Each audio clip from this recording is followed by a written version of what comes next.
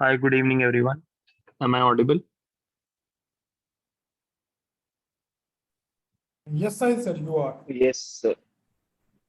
Is the audio quality fine? Yes. Perfectly fine, sir. Okay. So today is the first thematic session of culture, right? Let me first just brief you about the process. We'll see what previous year questions have been asked, right? Basically based on the themes, right? And what could be the probable questions, right? Then we'll I'll try to cover as much as possible the previous year questions, right? As well as the probable areas uh, that can come, right? That would be covered in those, right? So previous year questions and the solutions would be more or less. Some would be in the form of model answers, right, to give you a very comprehensive approach, and some would be in a shorter format, right? Along with that, at the end, I will give you one question based on the discussions we had, and it would be uh, you are required to write that question, right? It would be better if you write that question, and you can get that evaluated as well, right? At least the enrolled ones, right? So any doubt in this?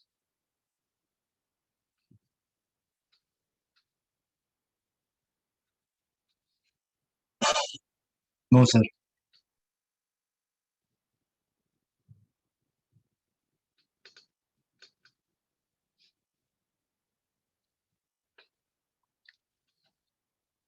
I hope the screen is visible, right?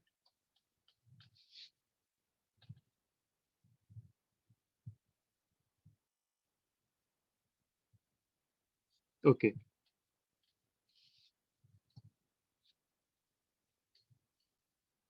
So see, art and culture.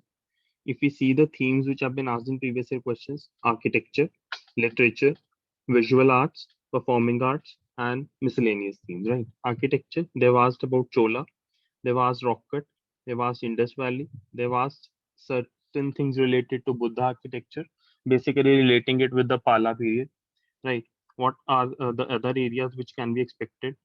Temple architecture, mosque architecture. Uh, why is this problem coming? Then the cave architecture you can relate it with rock cut architecture as well. Then separately the Buddhist and Jain architecture, right, which is more or less which would be covered indirectly through the other topics which we'll be discussing, right? In the literature, there was Sangam literature, there was Krishna Dev Rai, Vijayanagar, Persian, Bhakti literature was asked in 2021.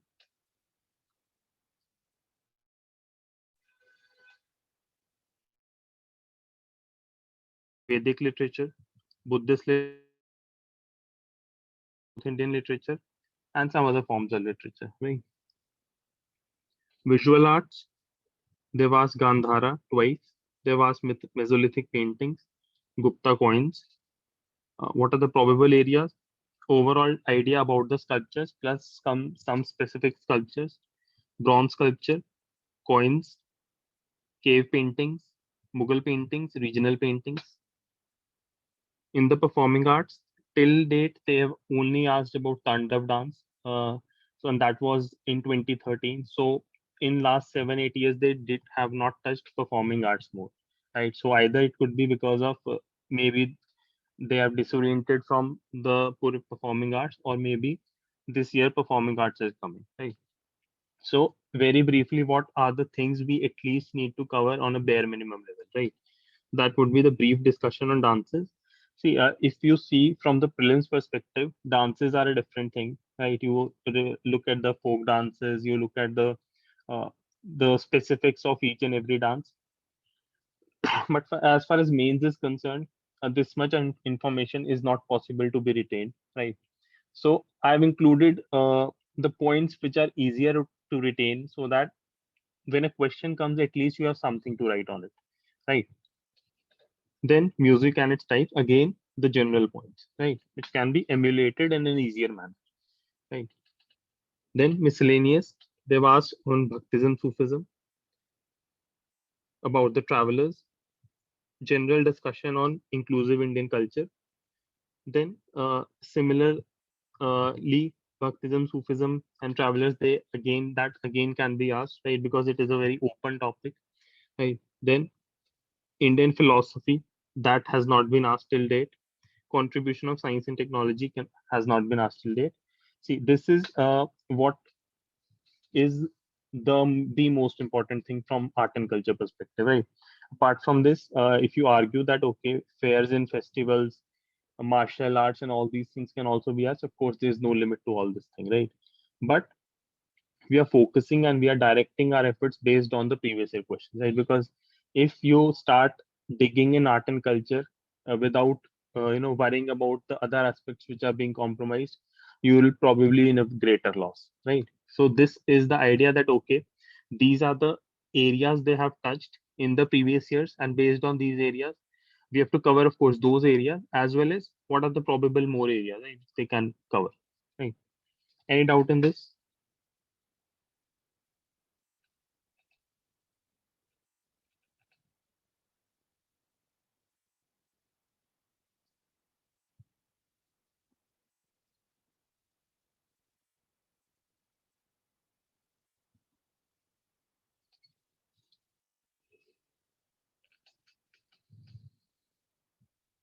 See, you've read art and culture. It is just this. The idea is that to revise you the things and as well as to tell you that okay, these are the most important things, right? And in this 2 hour class of today and tomorrow, most of the things would be at least brought in from your subconscious to your conscious, right? And then your job would be to revise the things, right? So while the PDF is running, you might be feeling that okay, I've read this thing, but as far as mains is concerned, it is not about that you have read the things, right? It should be that okay, now these things are in my mind, and am I able to reproduce the things, right? So I very consciously, very actively participate in the session, right? See the keywords which are coming, try to repeat them in your mind, so that the process becomes proactive process for you, right? It will not make any benefit or significant improvement if you're just seeing the session. Okay, I've seen for 2 hours and then I'm going, right? Not even reading the PDF after that and not concentrating the session. So if you're in the session, be in the session mentally as well as physically, right?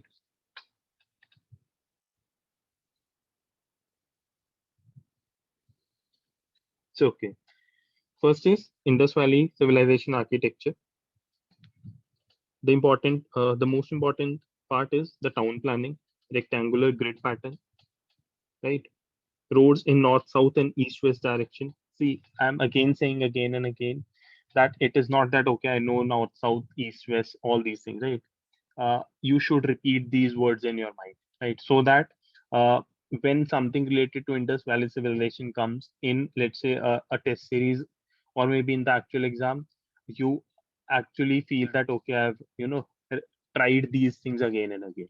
So this should be the process for the next 2 hours as well as for those people who have joined for the coming 1.5 months, right? So roads in the north, south, and east west direction, they cut each other at right angles.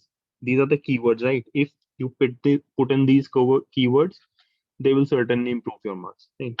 City was divided into two parts: a praised citadel and lower part. The citadel consists of the larger dimensions, buildings such as granaries, administrative buildings, pillared halls, courtyards. Most likely, they belong to the rural rulers as well as or the aristocrats, right? So the elite population. The lower part, it consisted of one-roomed houses, which might have been used as the quarters for the working class people, right? So architectural details you have got, right? At least about the citadel, right? Then advanced drainage systems with cesspits and drains covered to allow the regular cleaning and maintenance. Right? We all know that the Indus Valley civilization uh, had a lot of emphasis on the drainage and sanitation part. Right?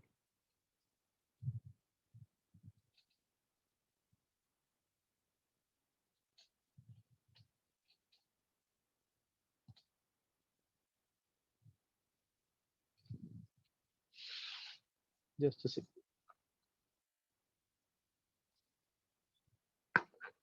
Is it visible now? Is it okay? Is it readable? Yes, sir. Okay. So buildings is the next important part of the Indus Valley architecture. Three types of buildings: dwelling houses, public buildings, and public baths. Right. See, this is just one categorization. No, not so, that only these type of things were found. Just that for to write something, we need something. Right. Construction was primarily using the burnt mud bricks. No large monumental structures like the temples or palaces, unlike the Egyptian and Mesopotamian civilization. Right. This is an important point because the moment you are comparing it, the cultures, somewhere you add value to your answer, right? And this question also has been asked by UPSC, right? That okay, there was differences between the two cultures. The greeneries were intelligently designed with strategic air ducts. Public baths had galleries and rooms. There was importance of ritual cleaning. And in the lower part of the city, the buildings had private wells and bathrooms, right? Just try to consciously recall these points in your mind, that okay, these four five points are important. If need be, these points should be there in my answer, right? There's nothing like that, oh, okay, I need to teach you each and everything here, because it's just that you have to try to remember as much as possible.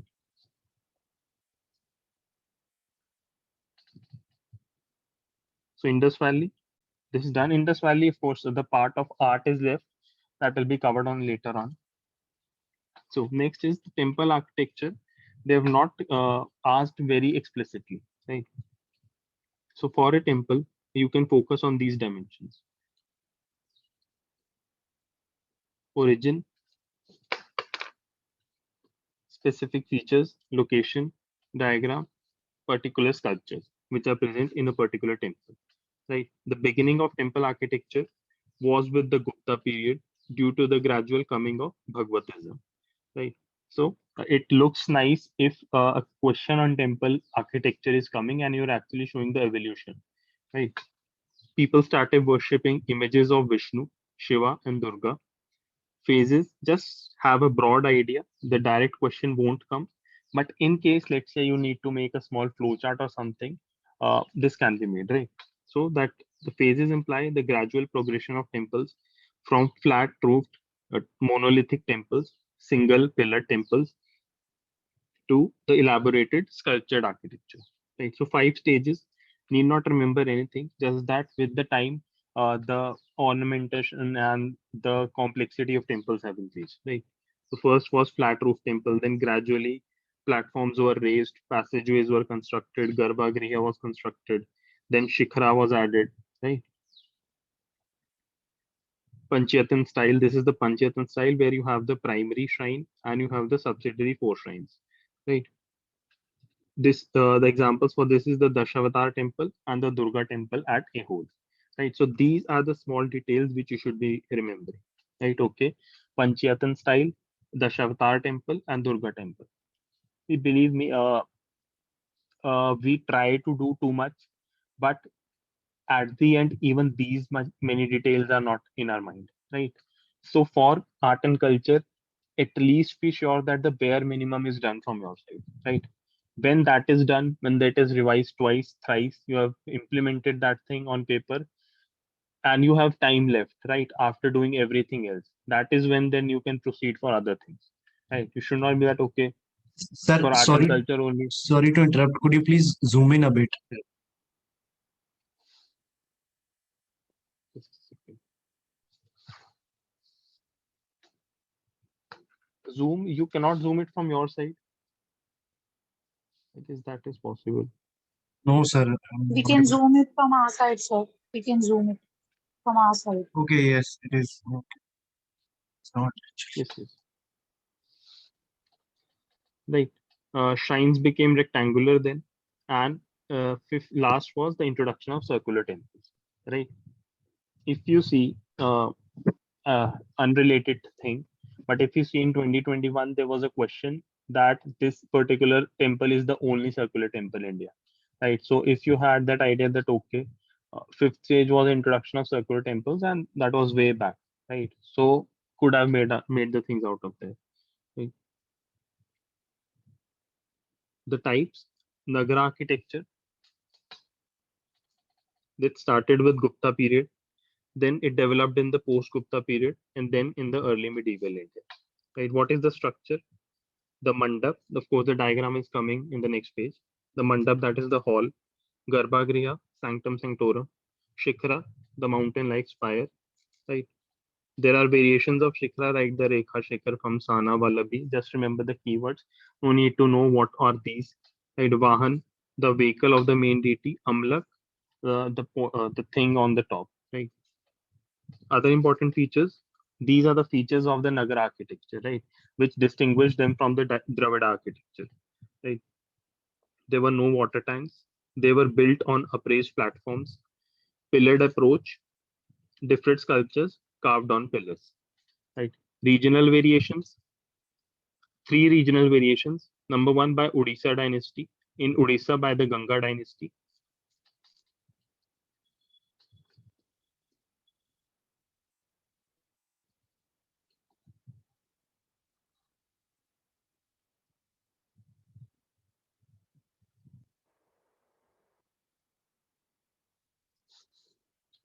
Where the Shikhra is called Deval, Mandap is called Jagmohan. See, these keywords should be reflected in your mind if in your paper, if a question on Nagar architecture is coming, right? It does not matter if they are asking or not. If these keywords are in your answer, just keywords, right? That adds value to your answer. Right. Then lavishly decorated exterior walls, square plan instead of rectangular. So these points maybe you can remember, maybe you might not remember. This is upon you, but try to remember these keywords, right? Then there was a boundary wall, like in the Dravidian architecture, which is coming after this. Examples: Jagannath Puri Temple, where the images of Krishna, Balram, Subhadra are found. This is known as White Pagoda. Chaitanya Mahaprabhu is associated with this temple. Do remember these many 2-3 details, at least these 2-3 details for these temples, right? Because these are important temples. There are 4-5 temples for which you should at least know 2-3 details, right? Next is the Sun Temple at Konark, also known as the Black Pagoda, right? The next regional variation in Nagara style is the Khajurao Temple, also the World Heritage Site, by the Chandela rulers. They had the erotic sculptures explained by Vatsyayan in Kama Sutra, right? Also had the interior decorated walls.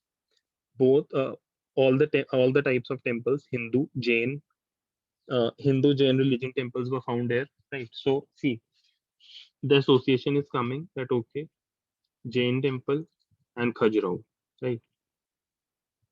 So even if you do this much now and you are conscious about that, okay, Jain Buddhism here and here is coming, right? Your work is done. No need to go in separately for okay, this is for Jain, this is for Buddhism, right? It, enough fodder points will come in between, which can which can be at least enough for you to make a good answer, right? You just have to be conscious that okay, whatever I am reading, that is being retained in my mind, right? Then this is based on the Panchayatan style on relatively raised platform. Examples: Kandaria Mahadev temple and Lakshman temple at Khajuraho. These examples are very important, right? uh, there is no point that you write Khajuraho temples and you miss out on the examples, right?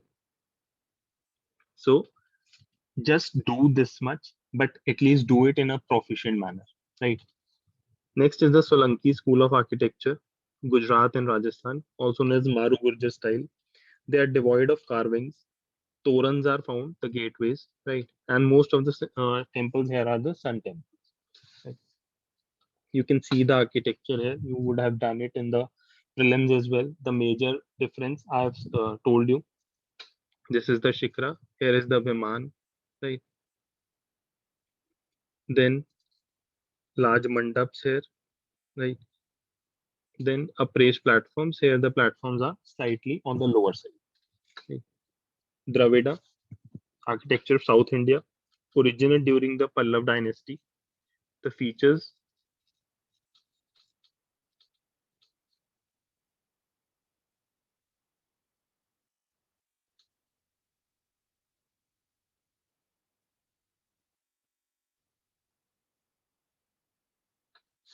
high boundary walls. These are the features which are distinct from the features of Nagara architecture, like Gopuram, gateways, Vimana instead of Shikhar. A water body was found for ritual bathing functional purposes. They were not on upraised platforms. Dwarpal, the gatekeepers, right? Their images and sculptures were there. Yakshini, Panchatam style is also found here, right? What are the different variations of Dravida architecture, or how the Dravida temple architecture has evolved? Pallav, cave temples. During the Pallavs, you have read that how during the different kings, the temple architecture evolved from the simplest to the most structural temple, right? So, firstly, there were cave temples. They were having the mandap and rock cut architecture. This was by Mahendra Varman, right? One approach could be that okay, you are going to the Pallav dynasty. You are reading this one by one, right? I think that is a tedious approach, at least for means. The other approach is that okay, during the Pallav, the temple architecture developed in this manner. During the Pallav, literature developed in this manner, right? Maybe paintings, dance, this developed in this period. As far as the means is concerned, this much is important, right? And this is the way questions come, right? So, and this is the way your orientation should be, that you are doing it as per the art and architecture, right? Not as per the kingdom. Because if you have covered it in this way, na, you would be having sufficient points with you. And let's say even a question, if it comes on the basis of kingdom, na, you would be able to handle it. Then next were the Rath temples, the chariot temples by Narsimha Varman at Mahabalipuram. Then structural temples, which is the actual Dravidian temple. Example is the Shore temple at Mahabalipuram, right? And the Kailashnath temple at Kanchipuram. See, you cannot make diagrams of these things. You cannot remember too many details of these things. Just try to remember whatever has been given here, right? Any issue? Just a second.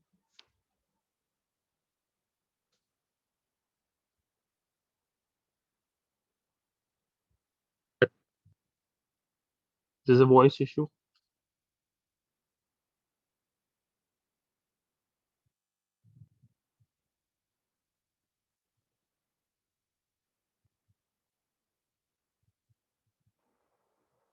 Is there a voice issue? Yes, sir. Yes, sir. It's a little bit voice issue is there, just fluctuating your voice, sir. Go matlab, slower to louder. It's not louder. Sir, it goes completely off sometimes and then comes back. It's going up and down. Like right Oh, now, you are barely audible. Like right now, you're not speaking, just but a second. just before this. Just a second.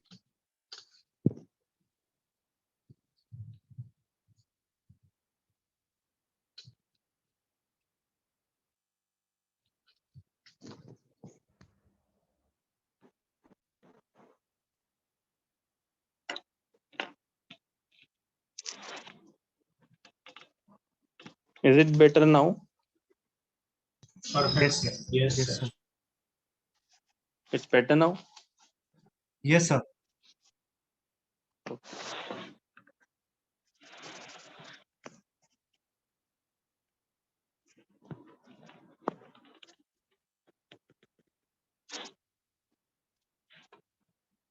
Okay.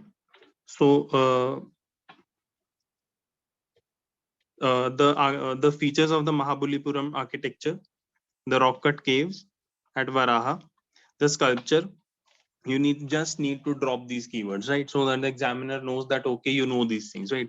What sculpture is found here? Arjuna's penance or descent of Ganges, right? Plus Pancharath architecture is found here. Next is the Chola period, which was the climax of the temple architecture, right? The important temples here are the Raja Rajeshwara Temple at Thanjavur. The tallest Vimana is found here. Height of Vimana is often correlated with the prestige of the king. This is significant because the ruler and god, they are similar. The ruler chose the name of the god, right? So that king could appear like god. Very large Gopurams. Another temple, Gangaikonda Cholapuram by Rajendra. Some more details in Chola architecture. This would be added here, right? Just three more points are needed, right? What was the significance of the Dravidian architecture or Dravidian temple architecture? They, unlike the Nagara style, they were the nuclei of settlements. They were emergence of temple towns, centers of craft production. They were given as land grants. Land grants were given to them, right? They were not only the places for worship, but also the hub of economic, social, and cultural life, right? So if either contrast comes between Dravida and Nagara, this point should come. If question comes on Dravida, this point should come, right? Next is the Vesara architecture, the Karnataka school. It is the fusion of the Nagara and Dravida style by Chalukyas of Badami, Rashtrakutas. The important temple of Rashtrakuta of Vesara style is the Kailashnath temple at Ellora. Next is the Hoysala architecture at Helbud, Helbid and Belur. The Nagara influence. What are the Nagara influence in the Vesara architecture? It is the curvilinear shikhar and the square base, right? Just remember these things. In the Dravida influences, the carvings, sculptures, design of Viman, stepped Viman, right? Example, Lad Khan temple at Ehol, right? Other types, Hoysala architecture near Helbid, Belur. The important point regarding this is the stellate star-like plan, right? They are lesser in height. Example, Hoysaleshwara temple. This is the thing you need to draw, right? Just this thing. Next is Vijayanagar, 14th century in Hampi, that combined the features of Chola, Hoysala, Pandyas, and Chalukyas. They were influenced by Deccan Sultan architecture as well.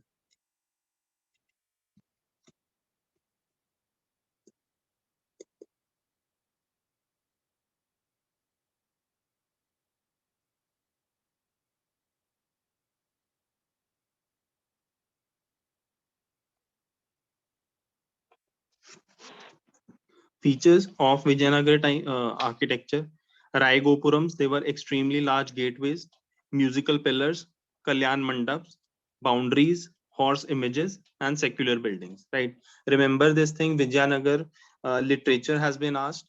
Vijayanagar has been asked in prelims, I guess in last 2 years, it has been asked, right? And Vijayanagar itself is a very important topic, right? So if they were to target anything from Vijayanagar, most likely it would be architecture from Vijayanagar, right? Then what are the examples? Vithal Swami temple, Virupaksha temple, and Lotus Mahal, right? Next is the Nayaka school or Madurai school. Just remember one or two things about it. It is similar to Dravidian, right? Huge corridors, large Gopuram. Example, Meenakshi temple. Next is the Pala and the Sena school. Pala, 8th through 12th century, Buddhists, they have asked, UPSC has asked this thing indirectly, but they have asked, right? Lots of Chaityas, Viharas, Stupas. This style was adopted by Mughal rulers, the Bangla dome style, right? Universities of Nalanda and Vikrumshila, right? They were also during the Pala rulers, right?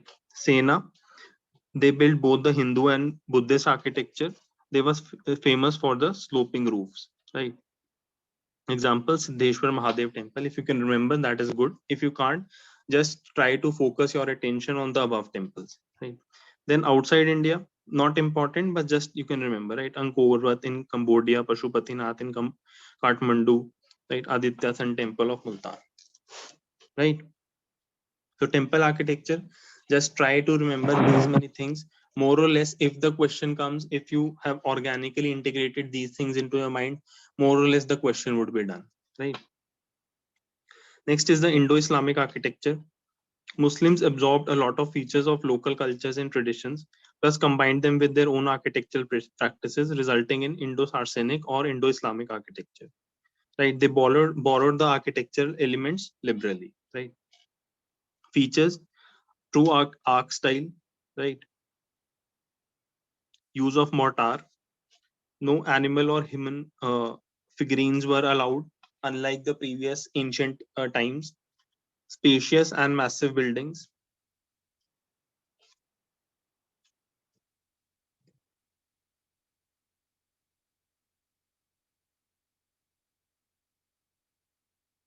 Calligraphy on stone, right? Creating various designs on the stone. Pitredura technique, which is the creation of mosaic using the stones. Arabesque art, creating lines like these, right? Patterns of scrolling and interlacing, right? Foresighting, that you can see the things through a particular area, right? And the other way you that wouldn't be allowed, right? Jali works. If you have visited Taj Mahal, you would see that how intricate Jali works are found there. Right? Symmetric decorative design patterns. Use of waters as the Charbagh gardens. Right. So you would have garden there, and the water would be running parallelly. Right. The popular colors which they used were green, blue, yellow, turquoise. See, I have written them separately so that you can at least remember these points, right? Most of the students even do not, in the end, right? I'm talking, let's say, somewhere close to 14 September, right? They do not even remember these many points, right? And these are the keywords. If you remember these many keywords, you would be able to write a decent answer, right? The problem comes when we are not able to reproduce these many keywords, right? What are the materials which they used? Quartzite, sandstone, marble. Later they started the use of bricks as well. Limestone was used as a plaster, right? Then the categorization of Indo-Islamic architecture. Firstly, during the Delhi Sultanates, also known as the imperial style of architecture. Then the provincial styles at Mandu, Gujarat, Bengal, and Jaunpur. Mughal style at Delhi, Agra, and Lahore, and Dakkani style at Bijapur and Golconda. Right. Imperial style during the Mamluks, then Khiljis, Tughlaqs, Sayyids, and Lodhis. Right. Slaves, which is the Mamluks. Right. They exhibited elements of confrontation between the Hindus and Muslim world because they were the first to come. Right. So they, of course, that thing had to be there. Right. The most important architectural thing of their time was the Kuthum Minar. It was started by Iltutmish.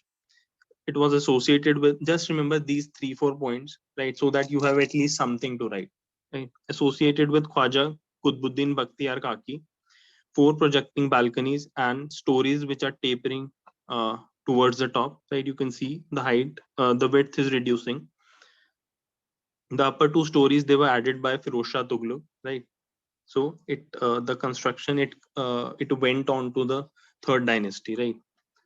The important point, the symmetry and the rich ornamentation. See, these are the points which you can remember, right? Otherwise, n number of points can be given to you, but if you do not are not able to remember it, it's of no use, right? At least try to remember these many points. Then Adhai Din Ka Jhopra, this is the thing, right? By Qutbuddin Aibak, Quwwatul Islam Mosque, right? Next, during the Khiljis, it was also known as Seljuk style. The use of red sandstone became prominent. Prominence of arcuate style. Right. Alai Darwaza was built in Qutub Minar. Who built the Alai Darwaza? Khilji. Alauddin.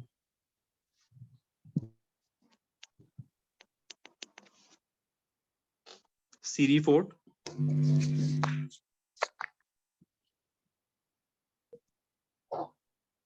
So this is the Alai Darwaza. The picture given here is it's just for illustration, so that at least you can remember that okay, this thing was there, this thing was there, and you can reproduce it on the paper, right? Of course, these things cannot be made in the exam, right? Tughlaqs, they started the use of grey sandstone. So the question could be like, even during the imperial style, the construction, the architectural developments, they differed in both the material as well as the form, right? Something like this. So you know that okay, from Mamluks, it came to Khiljis, where red sandstone became important, then grey sandstone became important, right? Then during the Tughlaqs, the buildings became less decorative. You can see that thing. You compare this thing and you compare this thing, right? Then tall gateways and towers. Then the cities like Tughlaqabad, Japana, and Hoskas, they were created, which were a combination of arc, lintel, and beam combination. Just remember this thing and write it there, right? Lodhis, the most prominent feature was the use of double dome, right? Use of thick walls, enamel tiles, some decorative tiles, octagonal shaped tombs, which was also later adopted by the Mughals. So this is one of the Lodhi garden. Next is the provincial style. In the provincial style, Bengal, Gujarat, Malwa, Mandu, and Jaunpur, right? In the Bengal style, use of bricks and black marble. You remember this keyword. If you were to write Bengal style, you cannot miss the keyword black marble, right? Delicate decorations, convex roofs, Bengal roofs, right? You see this thing, right? Gujarat, use of limestone carvings and geometrical designs, richly decorated buttresses, huge decorations, right? That means thick decorations, use of limestone. You can see white, right? Malwa style, you could see the influence of the Europeans, right? They have started coming gradually, and that was visible there, right? Different color stones, no minars, large windows, artificial reservoir. Just remember whatever 1, 2, 3, 4 points you remember, right? The thing would be that this provincial won't be asked in a standalone manner. It would be just a probably a para or a two would be required from this whole thing, right? So even if you remember 1 or 2 points about the thing, about everything, that is more than enough, right? In the end, it is not possible to remember that okay, minars were not there, large windows are there, right?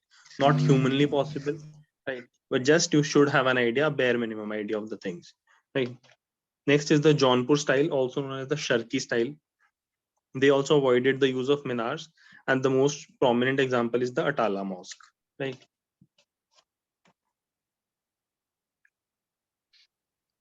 In the Malwa style, you can remember the names of the buildings: Jahaz Mahal, Hindola Mahal, right? Next is the Mughal style. During the Babur, no major architectural contribution. Some developments were the Mosque of Kabuli Bagh at Panipat, Jama Masjid near Delhi. During Humayun, Persian style, it became prominent. They laid the foundation of the city named Dinpana.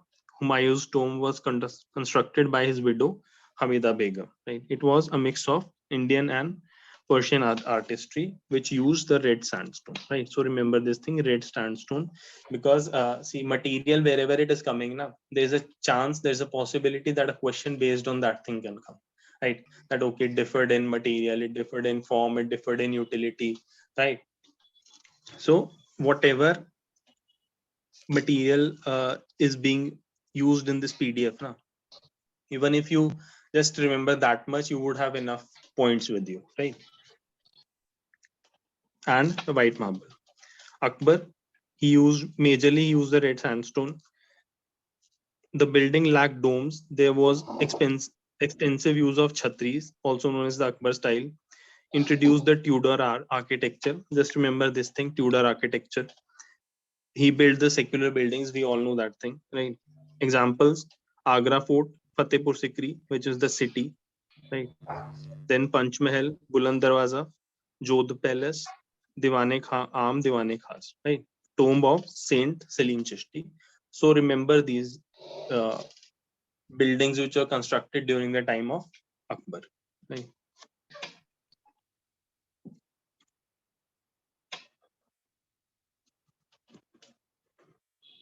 Next is the reign of Jahangir. His reign had more focus on paintings rather than architecture. We all know that the paintings, it reached the climax during the Jahangir. He had more focus towards paintings rather than architecture. But some of the buildings which were constructed during his time were Akbar's tomb, right, Moti Masjid, and Shalimar Bagh in Srinagar. Right? You can remember these three. Shah Jahan, he was known as the Prince of Builders because the Mughal architecture reached its zenith under his reign, right?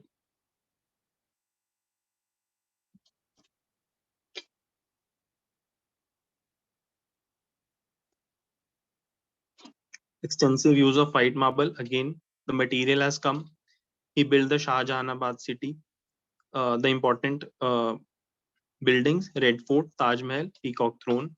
During Aurangzeb, we all know that the patronage had decreased. He was more of a simple person, did not believe much in these things. So the patronage, it was withdrawn. And the one building which was famously built during the time of Aurangzeb was Bibi Ka Maqbara, right? Next is the Dakkani style. It was influenced mainly, see, if something on Dakkani style comes now, there's a possibility that you won't be able to recall the exact things. Why? Because this is not one of the important things, right? That is why for certain padding, let's say for 2 3 4 lines now, you can add these things, that okay, it was influenced from Delhi style, it was influenced from Persian style, so that at least that compensation of half a mark can be done, right? That is why this thing has been included, right? So it was influenced from two main sources: Delhi style, due to the migration of Muhammad bin Tughlaq from north to south, and Persian style, right? Due to migration of Persians to southern India, right? Then the examples are the Gol Gumbaz, Charminar, and Qutub Shahi tombs. Important features of Gol Gumbaz: this was the mausoleum of Sultan Adil Shah. No need to remember all this. Just have an idea that okay, I've read these things, and if need be, I'll be able to produce this thing, right? Circular drum square building. Important point is the amazing acoustical system, right? Also known as the whispering gallery, right? Charminar, four lofty minars by Muhammad Quli Qutub Shah, right? He celebrated his victory by constructing this thing, right? Qutub Shahi tomb, it is a perfect example of Qutub Shahi style, right? So Indo-Islamic architecture, even if you remember this much, I guess this is more than enough, right? The important thing is that you reproduce these many things.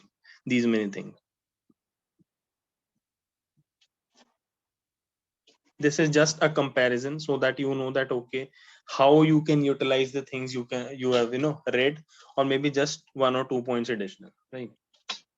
So differences: Indo-Islamic architecture in ancient architecture. Just read this: Qutub Minar, Alai Darwaza, cities of Tughlaqabad, Agra Fort, Taj Mahal.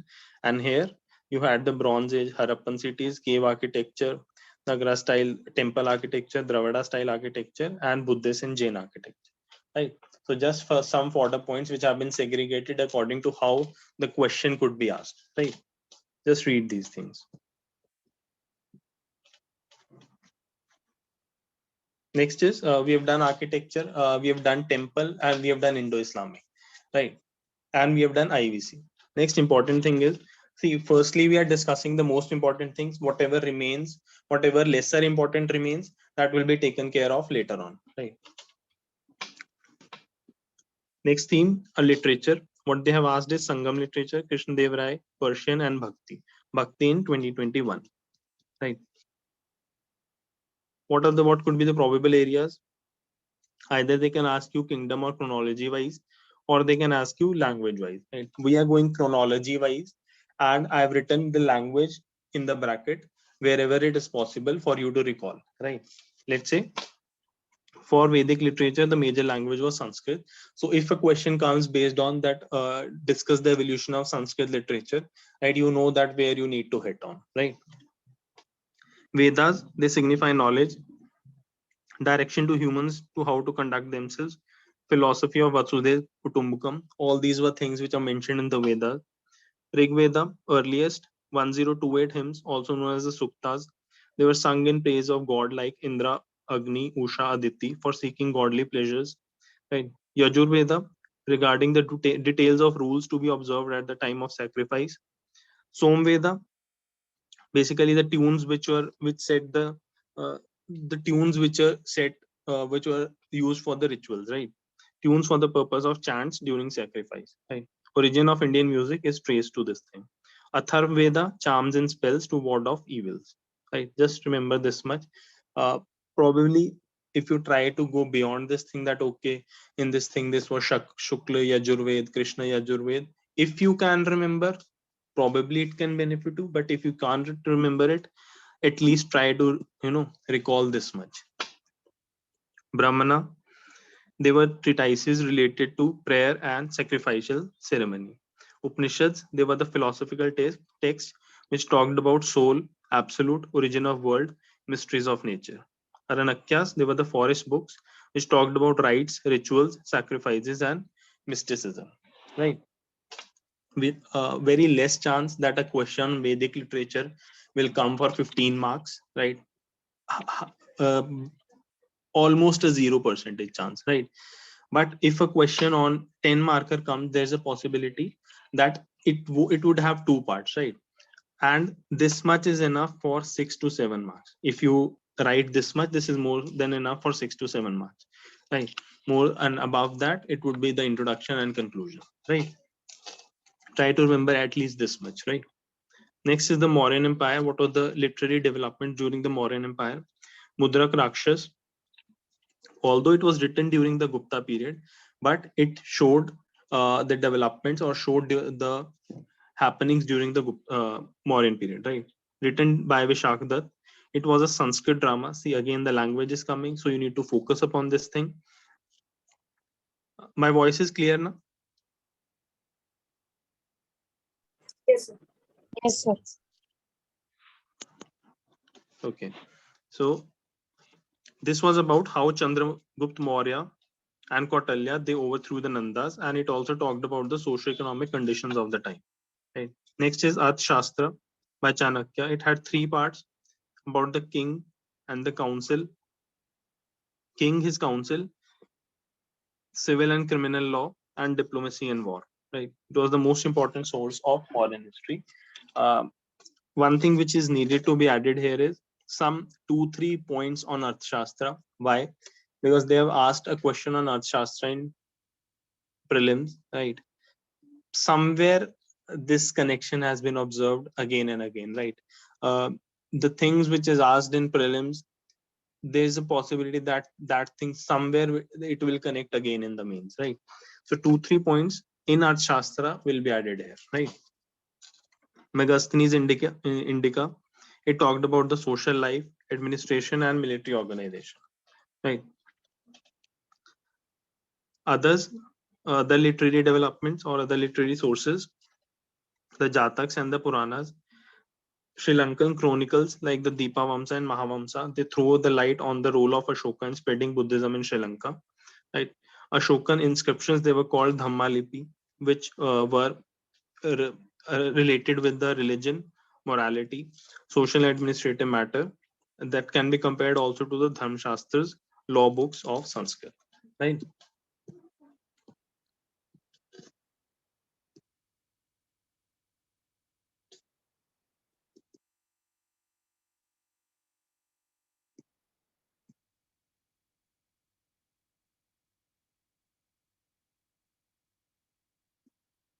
Postmodern literature during the Satvana, it was the most important was the Satyasai by Hala.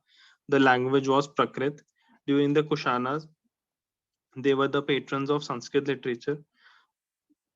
Inscription was in Chaste Sanskrit. This was slightly, a variation of Sanskrit. The literature was secular. Example was Kama Sutra. Right. Buddhist literature was developed, and it was basically the Mahayana Buddhism, the composition of Avadanas, life, history, and teachings. Example Mahavastu and Divyadan. If you could recall, this thing has appeared in 2022 prelims, right? And the moment you eliminated Avadanas, your answer was in front of you, right? Ashwaghosha, he wrote the Buddha Charita, the Acts of Buddha.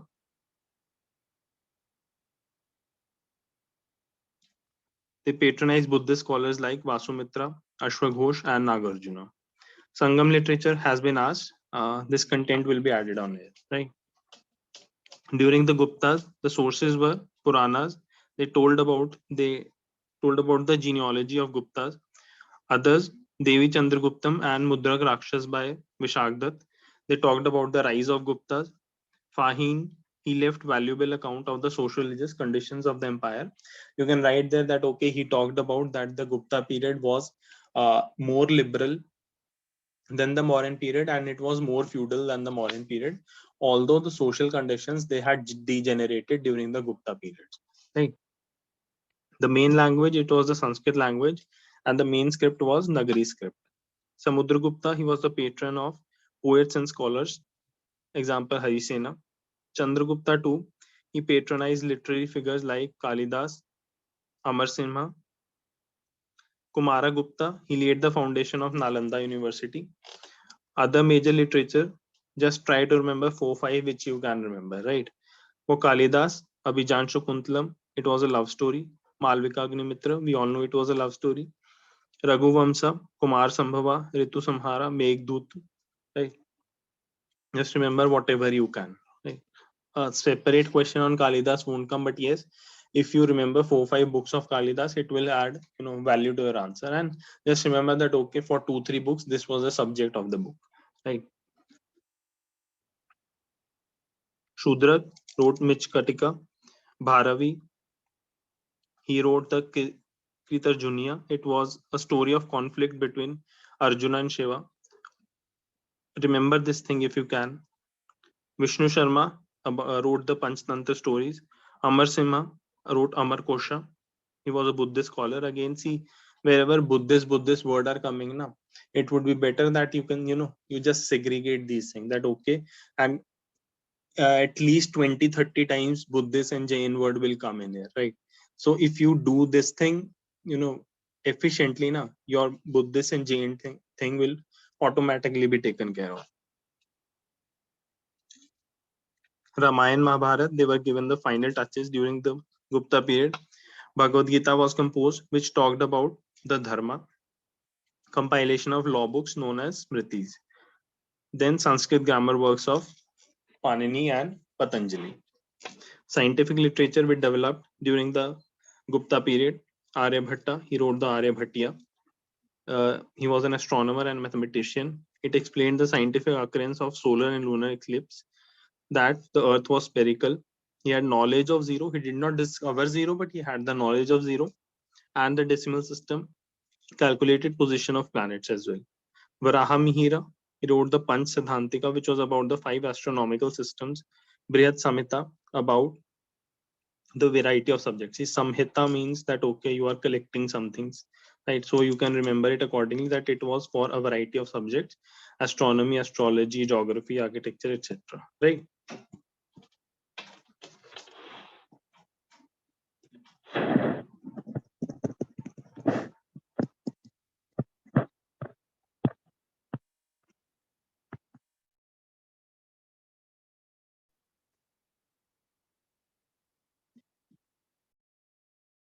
Just a second.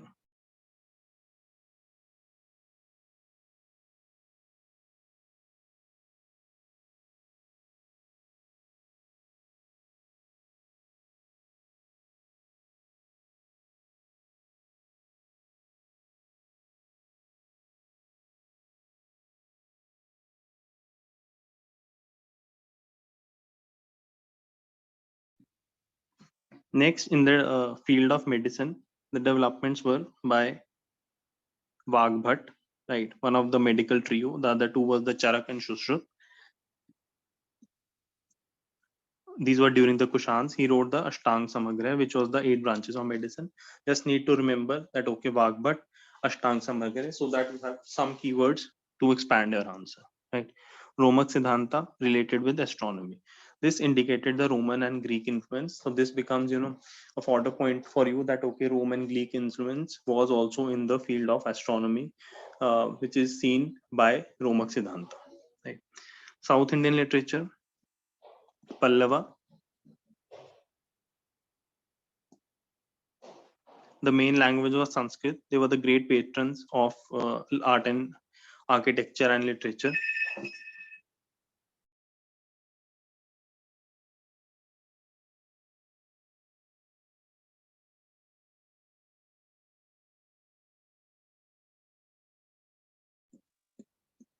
Kanchi, it was an ancient center of learning. Dharampala, he was the head of the Nalanda University and he belonged to Kanchi. Right. Sanskrit scholar Dandin, he adorned the court of Rajasima. Right. Mahendra Varman I, see, these are the points which you need to remember. If need be, you need to reproduce them. Right. He wrote the Matta Vilasa Prahasanam. Tevaram, they were composed by Nayanars.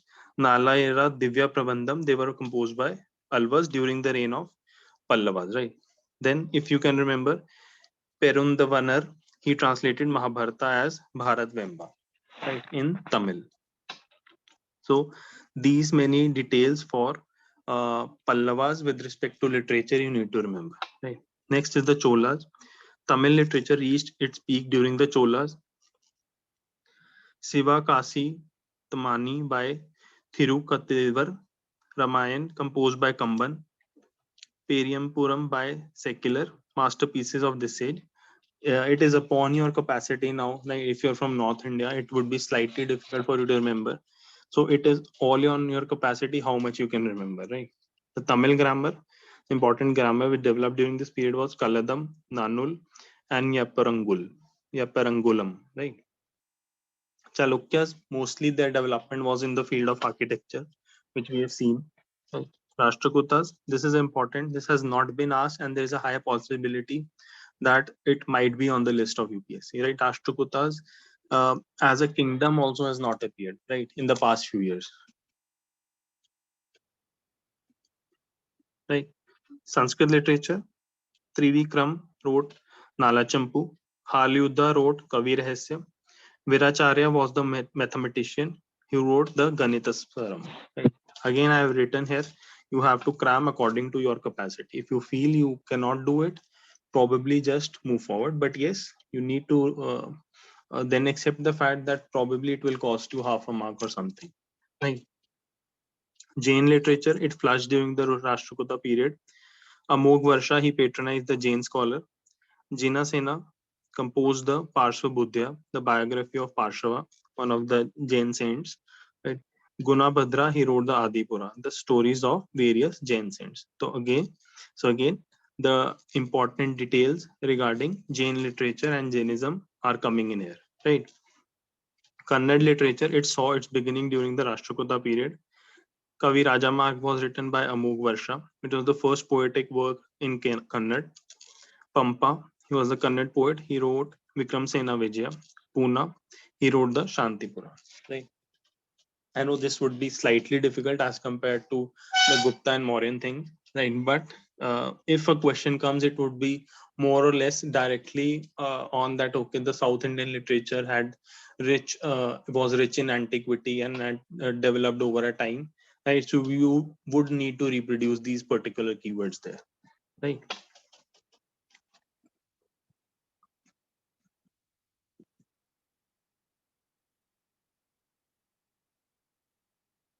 Then medieval literature, the first thing, during Mahmud of Ghazni, Firdausi, he wrote Shahnama. During the Delhi Sultanate, they were patron of learning and literature, theology, poetry, history. It was encouraged during their reign. Sanskrit and Persian, they served as important link languages, and Urdu was also developed during this time, right? Regional languages, Chand Bardai, he was Hindi poet. Bengali literature developed, Bhakti Kal developed, which resulted in development of Gujarati and Marathi. Vijayanagar developed during this time, which patronized the Telugu and Kannada literature. And Kalhan in Jammu Kashmir, he wrote Raj Tarangini, right? As far as the specific the Delhi Sultanate contribution is concerned, Amir Khusro, you cannot miss this word at any cost. Persian writer, although Persian literature has been asked, but probably next question could be directly based on the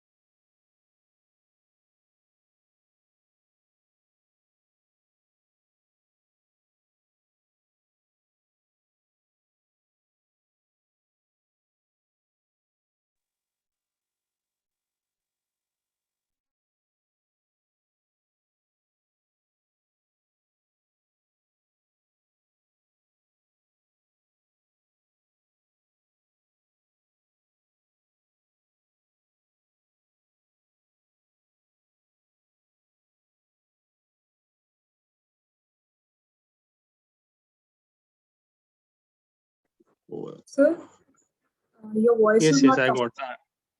Yes, I got it. I'll repeat it, right? I'll repeat it. I left it here, right, where I was telling you that the Persian literature question has been asked uh, in 2020, I guess, right? But that question could be repeated indirectly again by focusing either on Mughal literature or by focusing on the Indo-Islamic this Delhi Sultanate literature, right? So you should have a fair amount of idea that okay, this literature belongs to Delhi Sultanate. It is in this language, the specifics of that thing, and you should also have a fair idea about the Mughal literature as well, right? So Amir Khusro, he was a Persian writer. He created a new style of poetry known as Sabak-e-Hindi. He wrote the Hindi verses. He wrote Khazanul Fatu, which talks about the conquests of Alauddin. Right. He wrote the Tughlaq Nama.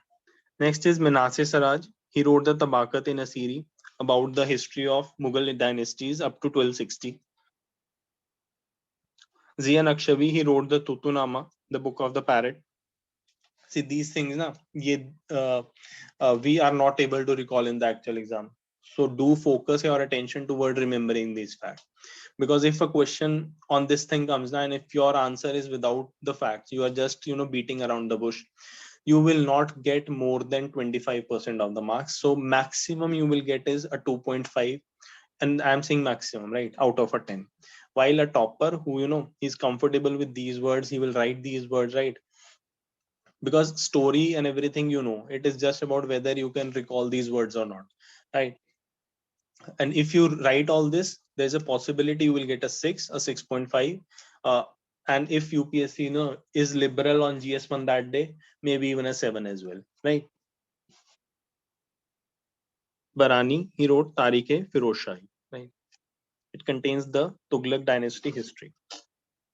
Travelers and their literature, that has been covered later as a miscellaneous topic. Vijayanagar, it has already been asked in 2016, although the question was more centric on the Krishnadev Rai. But since Krishnadev Rai was the most prominent person during the Vijayanagar, we can say that question on Vijayanagar has been asked, right? But overall, a question on Vijayanagar can also be asked, right? The architecture thing is missing, has not been asked in Vijayanagar, and literature thing was also asked way back 7 years back, right? So do focus on Vijayanagar, right? And as similar thing I told about Rashtrakutas as well, right? Vijayanagar literary sources: KDR's Krishnadev Rai's Amyukta Malyada, Ganga Devi's Madhur Vijayam, Alari Pedanna's Manu Charitram, right? Just remember these names. Krishnadev Rai in his court, he was a great patron known as Andhra Bhoj. 8 eminent scholars known as Ashtadiggaj. Important among them were Pedanna. His works were Manucharitam, Hari Katha Saram. Tenali Ramakrishnan was important scholar in his court. His work was Amyukta Malyada in Telugu, Jambavati Kalyanam in Sanskrit, and Usha Parinayam in Sanskrit. So question could be that, see, this is why UPSC asked this question, because KDR was having a lot of proficiency in literature. He was writing in Telugu, he was writing in Sanskrit, he had a person under his court who were writing, right?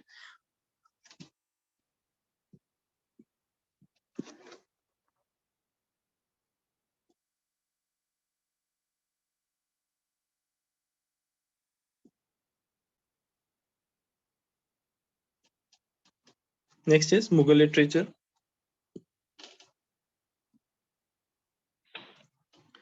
The Persian language that became more famous. Mughals, they were the great patrons of manuscript and chronicles, right? They were very, fond of writing chronicles, right? Histories. Tuzuke Babari is an example. Tuzuke Jahangir is an example. Ene Akbari is an example. I will add some more details about Ene Akbari. Why? One, because this thing is mentioned in theme 2, right? And number 2, if we were to see just 2 books which are which can be studied by expanding, that is Arthashastra by Kautilya, right, and this Any Akbari. Right? There's a possibility that UPSC might, enter into specifics of these books indirectly, right? Or I might add some details from this thing. Arthashastra, since it has appeared in 2022, there appears a possibility, and there appears a parallel possibility that okay, Any Akbari and related question can also be there, right?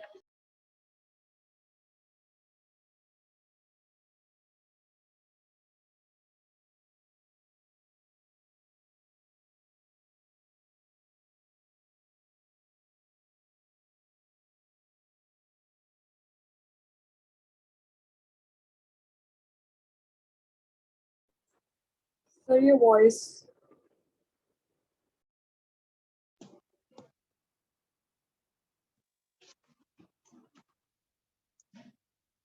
Okay, I have discussed this thing, na, Any Akbari wali. That okay, this is important. Yes. Yes. So next was Akbar's Navratna. They were great literary figures. Abul Fazl, he wrote Any Akbari and Akbarnama. Abul Faizi, translation of Mahabharata into Persian. It happened under his supervision. During the reign of Shah Jahan, Padshahnama was written by Abdul Hamid Lohari. Dara Shikoh, he translated Bhagavad Gita and Upanishads into Persian. Right. Regional languages developed during the Mughal period. Bengali, Odia, Rajasthani, Gujarati. Devotional works like including Ramayana Mahabharata, they were translated. Hindi poets in Akbar's court were Tulsidas, he wrote Ramcharitmanas, Hindi version of Ramayana. Sur Sagar was written by Surdas. Bhakti movement reached its zenith, and this has been asked, right? Bhakti literature has been asked, although it has been covered later as well, but it has been asked this year. Very slight possibility it will be asked simultaneously in the next year, right? Next is the theme of performance. So we have discussed the literature, right? The theme of literature has been discussed. We've discussed Indus Valley civilization, the architecture. We've discussed temple architecture. Indo-Islamic we have discussed, and we have discussed the literature, right? Any doubt till here to anyone? Yes, sir. Sangam literature is to be added in that South Indian literature part only, right? Yes, While yes. writing. You can add it.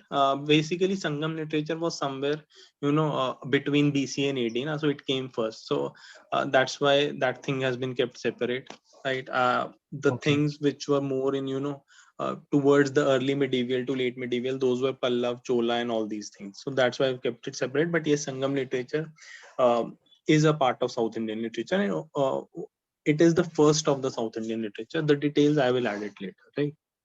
Okay. Okay. Thank you. Right, so moving on, next is the dances. I've told you that till date only one question on dances has appeared, that is also the Tandav dance, right? And that was in 2013, and it was a 5 marker question, right? So a very specific question, and from then there on no question on dance has appeared, but our responsibility remains that okay, we at least cover up the bare minimum of dances, right? I have written the details here, right? If you feel that you need to discard some details, if you feel that you need to adopt some more details, that probably you can do it at your own end, but I have included those points which are easier to be retained, right? Maybe they will not ensure you a 6.5, right, or a 6, but they will at least ensure you a 5, right? In the worst of circumstances, a 4.5, and these are the points which are easier to remember, right? You read these twice, you will be able to recall these, because in dances those specific details, na, this is called this is called this sometimes become very tedious, we are not able to remember even in prelims. Be rest assured, in mains you won't be able to remember them, right? So dances, ancient references at Bhimbetka, bronze dancelgar of Harappan civilization, Bharata's Natya Shastra. Dance is categorized in 2 specific forms in Natya Shastra, Nrit and Nritya. Nrit is the pure dance, Nritya is expressive dance, right? Just some introduction which you can write, right? If a question on dance comes, right? Or maybe a conclusion or something like that, right? Classical folk dance forms, I do not think so that will come. right? If it comes, just use your common sense that okay, based on seasons, based on music, based on the rituals and everything, all this is all these forms come, right? What I can do, maybe that would be an additional thing, or that will depend on your capacity. What I can do is just give you a list that okay, this folk dance name is with this state, at least a list of 10-12 names, right? That would be more than enough. Now that would be your job. How if a question comes, and very remote possibility, if a question comes, just use your common sense and use those keywords, whatever you have read here, just try to make out a decent out of that thing, answer out of that thing, right? Classical dance forms, they are governed by basic rules and guidelines laid in the Natya Shastra, 8 dances. Bharatanatyam, oldest classical dance form.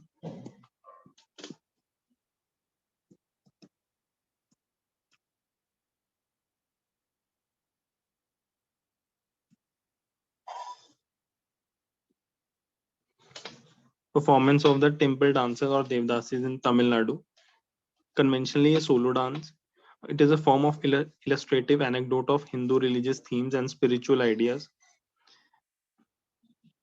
The important feature is the guru who directs and conducts the performance. Colonial impact, British banned temple dancing in 1910, and Bharatanatyam revival movement under Krishna Iyer. Right. Now, if you want to include certain details, that this is the first sequence, this is this is this, right? It is your choice, but at least these much points should be remembered, right? Kathak, developed during the Bhakti movement.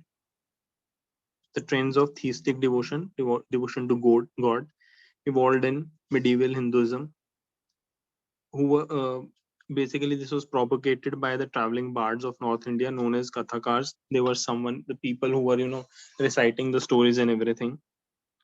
Theme, ancient mythology, especially from the life of Lord Krishna. 3 specific forms of this genre: Jaipur Gharana, Banaras Gharana, Lucknow Gharana. Okay. Improvisation, it happened in the Mughal era. It was acknowledged by the courts and nobles of the Mughal period. It declined during the colonial rule. Why? Because social stigma. It came to be associated with this dance that okay, this was somewhat getting into the vulgar category, right?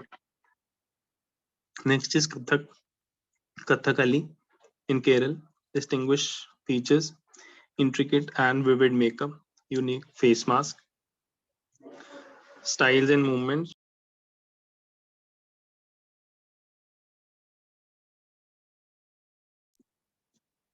Styles and movement, they also reflect the old age martial arts, right? Traditionally performed by male dancers, it developed in courts and theaters of Hindu regions. Origin, temple and folk arts. Theme, structure around Attakatha. Just remember this much, which is the story of Attam or dance, right? 3 major drums which are used. You can just remember maybe one Mandalam, right? That would be more than enough. Just and parallel to that, you can use whatever common instruments are there, right?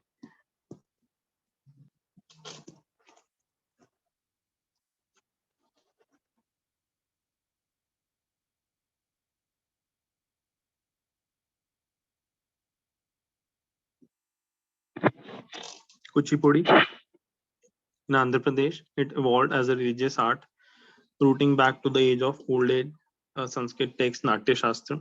Theme, spiritual themes, particularly on Lord Krishna.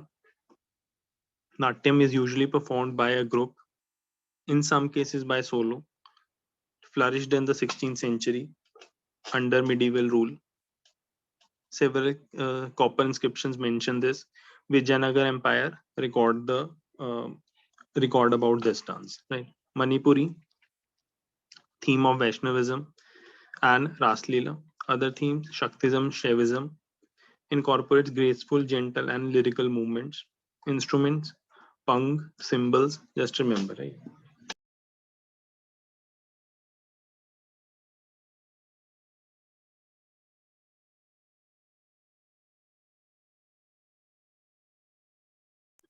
Just a second.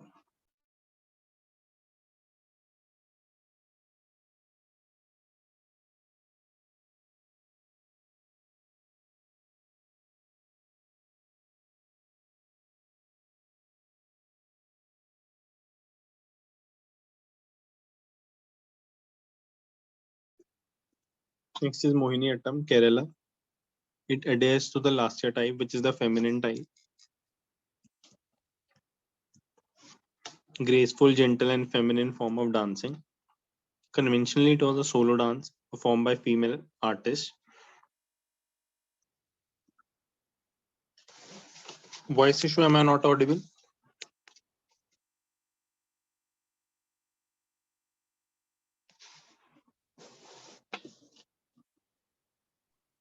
It is fine Am now, I sir. not audible? You're audible, sir. It is a solo dance performed by female artists in the language of Mani Pravala, right, which is a mix of Sanskrit and Malayalam. See, why I've mentioned this point, because you can, reproduce this point. Now, the moment you see Mohiniyattam, you remember that, okay, Mani Pravala, which is a combination of Malayalam and Sanskrit, right? Music, Carnatic. So this is a common point you can use. White or off-white plain sari in golden lace. Instrument symbols, veena, mridangam, flute. Almost everywhere you can mention the same instruments, right? Odissi, it originated in the Hindu temples about the mythical and religious stories, poems, spiritual ideas, themes from Vaishnavism, and associated with Hindu gods and goddesses like Shiva, Surya, and Shakti. Right, the prevalence of these gods in the Odisha region, right? So that's why this thing is coming. Incorporates Indian ragas, instruments, tabla, pakhwaj, harmonium, violin, flute, right? So these are the more or less the northern instruments, right?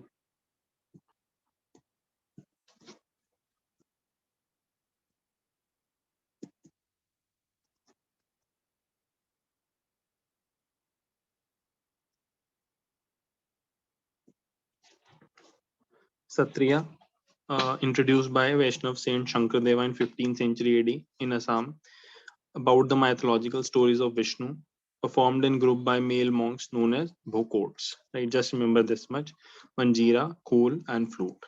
Right. So we're done with the performing arts and the dance part in that. At least I've discussed that much, which you can reproduce, which you can remember. Right. You want to add 2 points, you want to remove 2 points. That is up to you. Right. Difference between Gandhara, Mathura, and Amravati sculptures. Although I feel there's nothing to discuss in this because it's a common thing, right? Gandhara, they have asked twice. These they have not touched till now. Neither they have asked about the difference, right? So these are the questions which, uh, where the possibility still remains, right? Uh, Discussing them, external influence. It was influence of Greek or Hellenistic sculpture known as Indo-Greek art. This is indigenously developed, not influenced by external cultures. Indigenously developed material, bluish grey sandstone earlier, and later mud and stucco. In Mathura, spotted red sandstone. In Amravati, white marbles. Religious influence, mainly Buddhist imagery. In Mathura school, all the three legends. In Amravati, only Buddhism. Patronage by Kushan rulers. This was also patronized by Kushan rulers. This was by Satvahan rulers. Area, northwest frontier. This was around Mathura, and this was in Krishna Godavari Valley.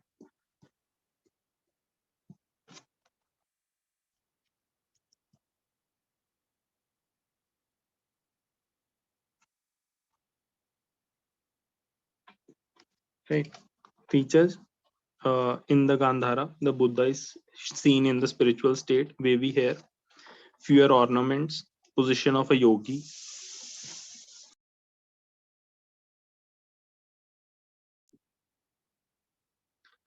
Eyes are half closed in meditation state, protuberance, which shows the omniscience of Buddha, right? They reflect the Greco-Roman art and have a resemblance with Apollo, right? Then next is the Sarnath. Buddha is in a delighted mood, smiling face.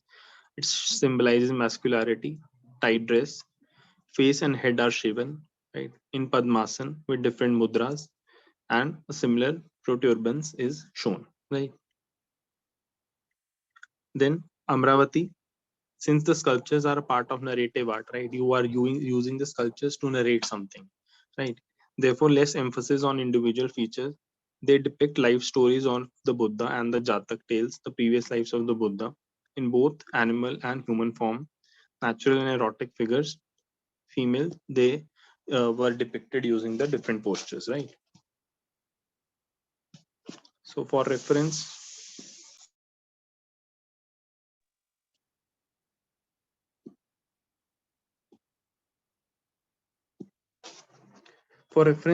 this has been included here, right? You can just see it because you cannot draw it. Maybe just a slide diagram, some hand made diagram you can try.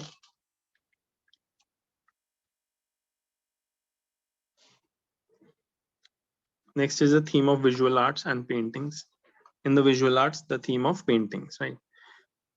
Although the Mesolithic paintings and Paleolithic paintings, they were previous to that thing, but that is a part of the previous year question, right? So that would be included in via that. So that's why I'm starting it mainly from the Bhimbetka paintings, right? So basically we can say that the paintings at that time, they were more or less somewhat a reflection of the conditions which are persisting during that time, right? If we see this analogy, we can correlate between the things, right? So paintings, and they are pointing towards the condition during that time. Paintings are on walls and ceilings, known as mural paintings. Human figures and hunting scenes give a clear picture of the weapons used, like these, depicting tribal war, communal dances, birds, musical instruments, mothers, children, pregnant women, etc. Paints were used by grinding various rocks and minerals, red from hematite, white from limestone, right?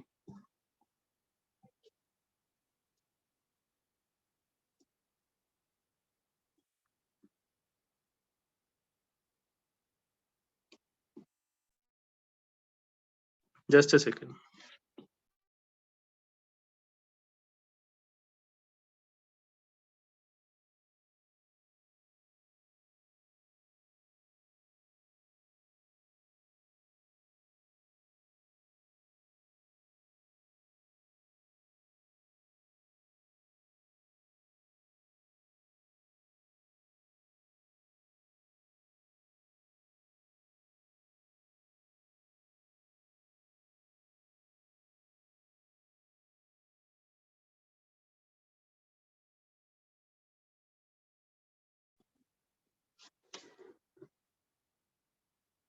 Next is the caves of Ajanta, Bagh, Sitanavassal, Kailashnar, and the paintings in them. When we discuss the cave architecture, we'll discuss this thing, right? They developed from the 2nd century BC to 8th to 10th century AD, right? Next is South Indian paintings. More or less, they were the mural paintings on the larger walls and ceilings, right? From the Pallavas time, it was the Mandagapattu inscription, which mentioned that Mahendra Verma used titles such as Chitrakarapuli, which shows his interest in activities, right? Paintings at the Kanchipuram temple, they were patronized by the Pallava king Rajasimha, right? Pandyas, they patronized paintings at Jain caves in Sitanavasal, right? So see, Jain word has come here again. Bodies, so since Sitanavasal caves are important, since the Jain architecture is important, that's why I've included these certain details. If you can remember, it might give you an edge of 0.5 mark. If you can't, it is your choice, right? So I've said here, remember only if you can, right? Body is rendered in subtle modeling. Faces are round and large. Eyes are elongated and at times protrude of the face, right? The image is also visible on the next page. You can see that, right? Chola, sinus, predetermined flow of line, subtle modeling, elongation. I do not think so you can remember all this. Just see that, okay. Maybe if you can remember the Pallavas and Pandyas, and you can just write about Chola's few lines, 2 lines, just associated 2 lines, that would be enough, right? Because Pandyas and Pallavas, they are more easier to remember here. Ultimately, the question would come on a more or a general tone, right? That okay, South Indian painting. So this is the Sitanavasal caves painting, right? Vijayanagar murals, paintings at Tiruparakunram near Trichy, in the Virupaksha temple, events from Mahabharata and Ramayana, Lepakshi temple, mural paintings, large frontal. Again, I've included the specific details because Vijayanagar itself is important, right? Raj frontal eyes, narrow waist, faces are shown in profile and 2D objects, right? Just remember these 3-4 details, more or less. If you reproduce this thing, that would be more than enough. And the practical thing is that you cannot remember more than this on the final day, right? Kerala murals, cues from contemporary traditions like Kathakali and Kalam Ezuthu, right? Krishna playing flute accompanied by Gopikas. Tanjore paintings basically developed during the Chola period. So in the Chola, you can write about Tanjore paintings, right?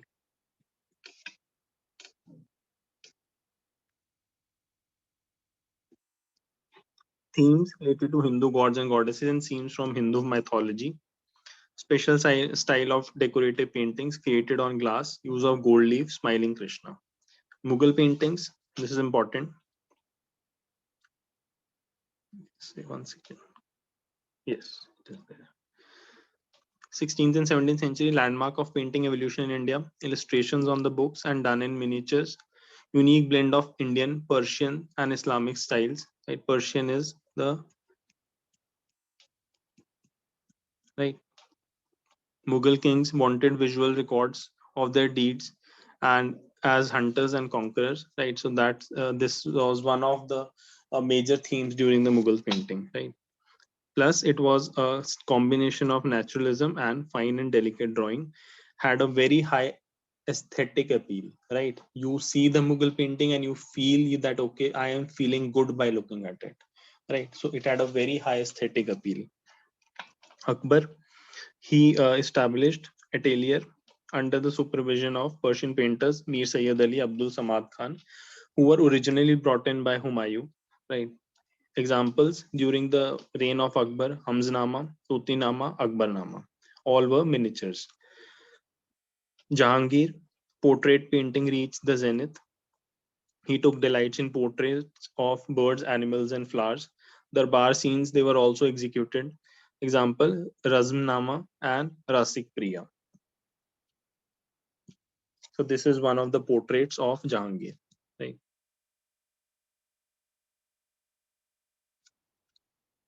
Shah Jahan, apart from portraits, other paintings showing groups of ascetics and mystics and a number of illustrated manuscripts. Right. So remember that Shah Jahan focused on ascetics, mystics, and manuscripts as well. Aurangzeb, we know that he did not encourage art much, and as a result, painters migrated to provincial courts. Next is Deccan paintings. Although there is very less possibility that you will get the opportunity to write this thing, if you get it, just remember that it was famous for royal portraits, right? Totally flat, and Ragmala paintings are an example of this thing. Rajput painting, we'll be discussing it later. Miniature paintings, two schools majorly. Miniatures are small and detailed paintings. Two prominent schools, Pala School of Art and Abram School of Art. Pala school during the Pala dynasty. This is the reign of this dynasty. As a part of manuscripts executed on palm leaves, sinus lines, subdued tones. This is one feature which you can remember. Right. They were more of lonely paintings than the group paintings. Simple composition patronized by Buddhist rulers. Again, Buddhism word has come in here. Right. The image is just shown to you that okay, you see this, you recall that okay, Pala and everything, right? A Brahms art origin Gujarat and Mewar region of Rajasthan, predominant school in Western India during 15th 16th century, right? So this is related to the Western India.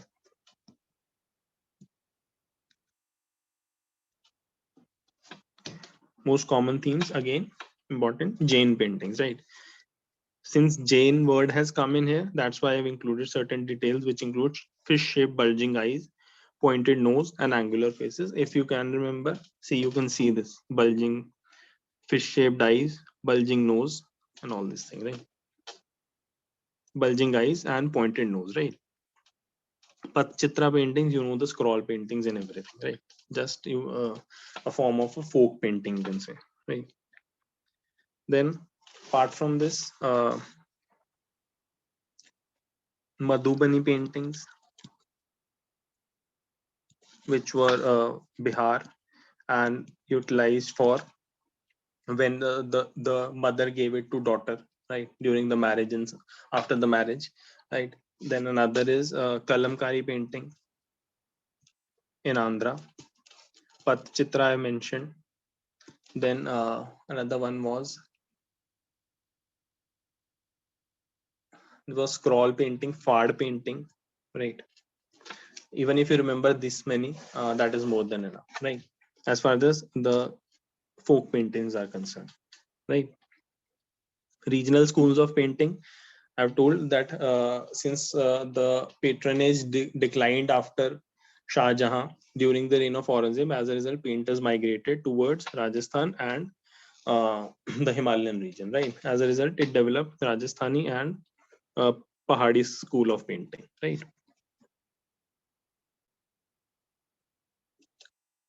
Synonymous to Rajput school of paintings, origin when Rajput courts began to patronize painting in emulation of practice of Mughal court.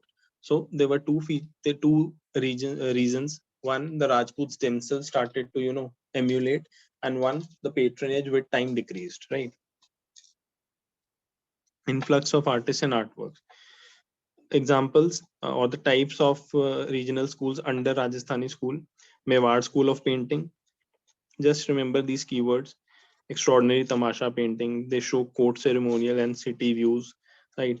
The depiction of literary text and all this thing. Then Kishangarh school of painting, associated with romantic legend like Sawan Singh and Bani Thani. Theme, relation between Radha and Krishna. Bundi school of painting, local vegetation used in detail. Human faces, round, pointing nose. Maybe you cannot remember this thing. Just focus on this thing if a question comes.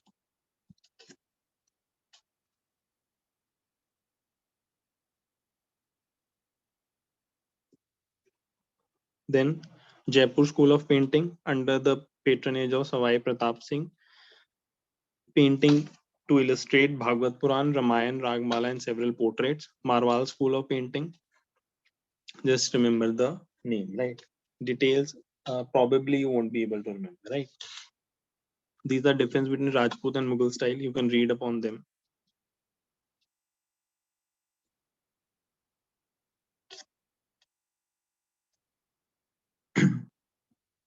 Pahadi School of Painting, developed in the sub-Himalayan states under the umbrella of Mughal overlordship, stretching from Jammu to Almora, range from mythology to literature. Two schools, Basholi and Kangra.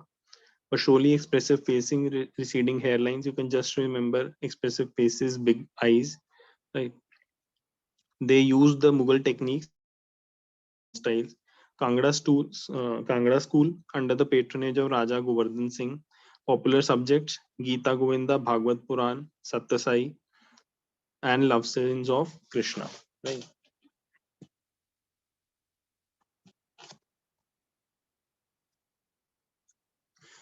If you have in your own information on coins, you can utilize this thing. I have provided this thing so that you just have bare minimum uh, content with you regarding the coins, right? So first was the punch mark coins used by various Mahajanpadas during the Mauryan period. Chandragupta Maurya mentioned the minting of punch mark coins such as Rupya Rupa, Suvarna Rupa, Tam Rupa, Sisa Rupa in the Arthashastra. Right? Indo-Greek coins from this to this mentioned in Greek as well as Kharoshthi. The Greek gods and goddesses commonly shown on Indo-Greek coins were Zeus, Apollo, Hercules, made up mainly of silver, copper, nickel, and lead. During the Satavahanas, lead was the primary material used for coins. Right. In the Gupta age, mainly made of gold, although they also issued the silver and copper coins. Gupta rulers, Gupta coins, they depict the emperors not only in martial activities like hunting, but also in leisurely activities like playing a veena. Right. So both the martial activities as well as the leisurely activities dominated in the coins during the Gupta period, right? Coins of Vardhana, just look upon this. Mughal coinage, the standard gold coin of the Mughal was the mohar. Akbar issued coins, both round and square coins. He issued gold coins called Ilahi coins to propagate new religious creed called Dine Ilahi. Jahangir showed the legend in a couplet in the coins, right? So 2-3 details about the coins during the Mughals, and if you have 2-3 other points with you which you remember from the prelims, maybe you can include them, and maybe you can remove 2-3 points from here on, right? Because a question on coins, either it will be very difficult that you will not be able to pursue it, right, or it will be a general question, right? So for the general question, this much detail is more than enough, right?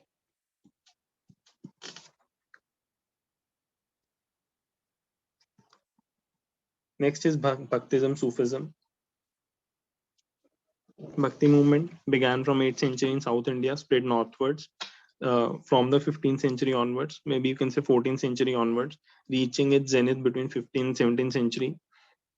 Shaiva Nayanars and Vaishnavite Alvars. Was Bhaktism a response to arrival of Islam? You can say yes.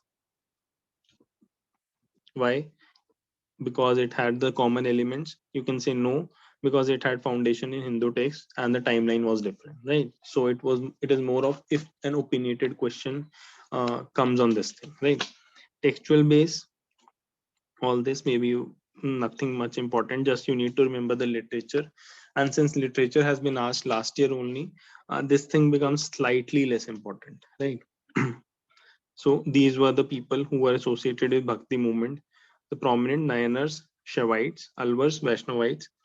Nayanars, there were 63 belonging to different castes: Apar, Sambandar, Sundarar, Manika, Vasagar.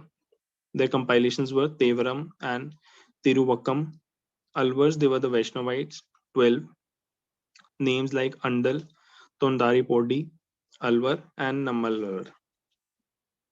Songs compiled in Nalaira Divya Prabandham, which is known as the Tamil Veda. Right. Writings of Shankar Dev in Assam led to development of language called Brajwali. Apart from this, there are other various names like Mirabai, right? Like Eknath, and many other names, right? But I do not think so this will come this year, right? Although for the purpose of completion, I think 2-3 more names need to be added here, right? So that I will do, right?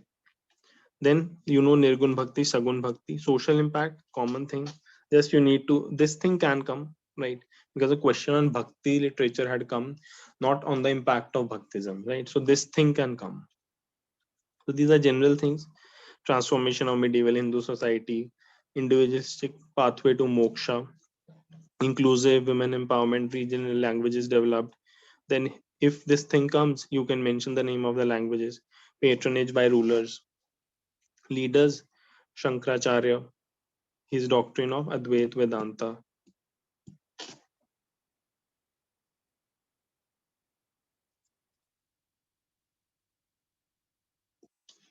Ramanuja, his doctrine of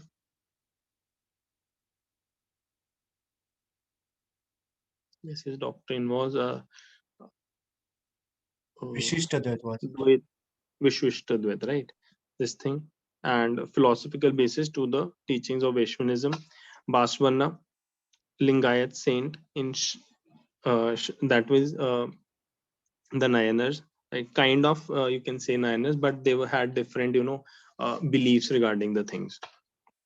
They spread the social awareness through the poetry known as vachans, rejected gender or social discrimination, superstitions and rituals.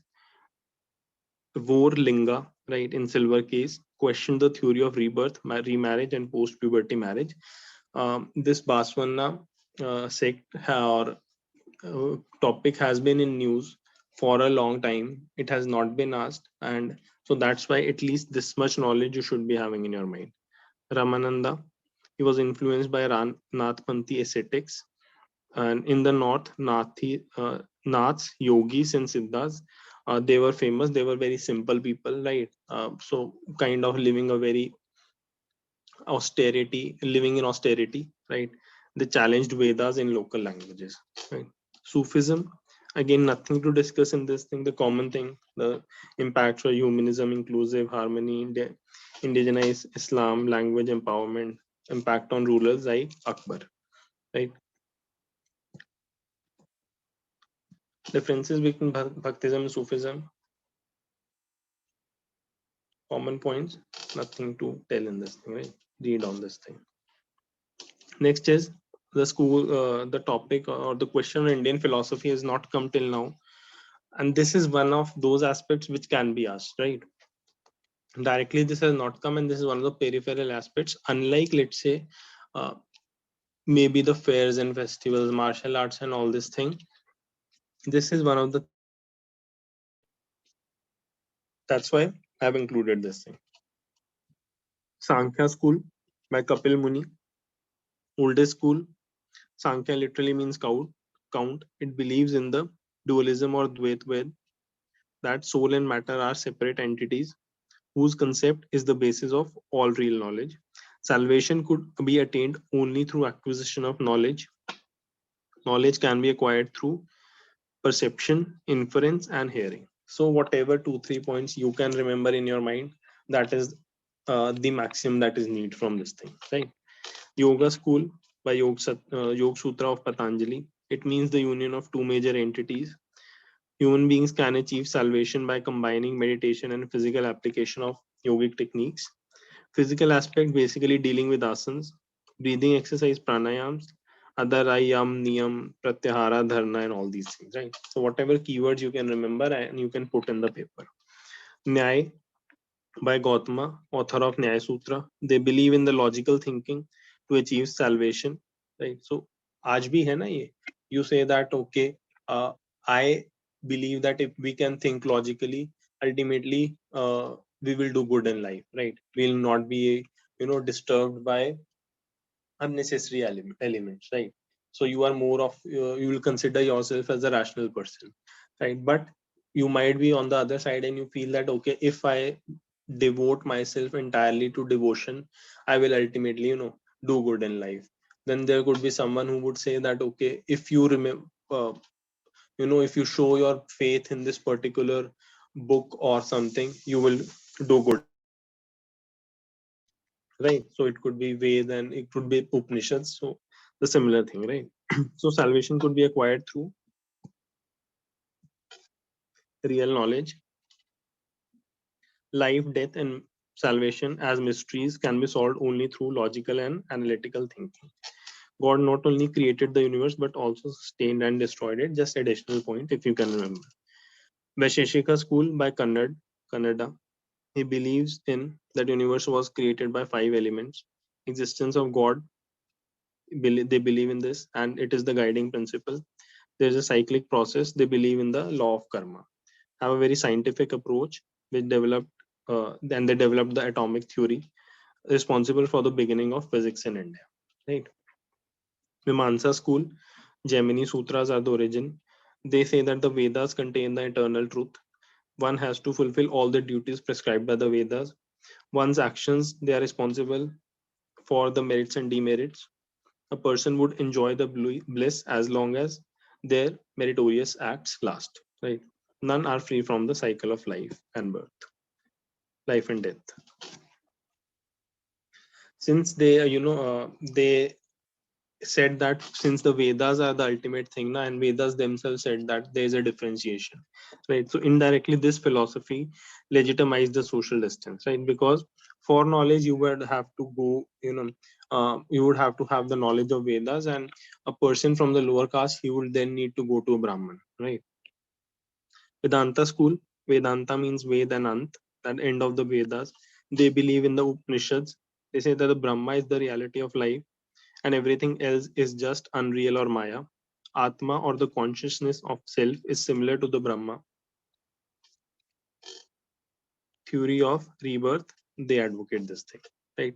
In the Vedanta school, the philosophical interventions are by Shankaracharya, his philosophy of Advait Vedant, that Brahma to be without any attributes and knowledge or Gyan is the ultimate means of attaining salvation, right?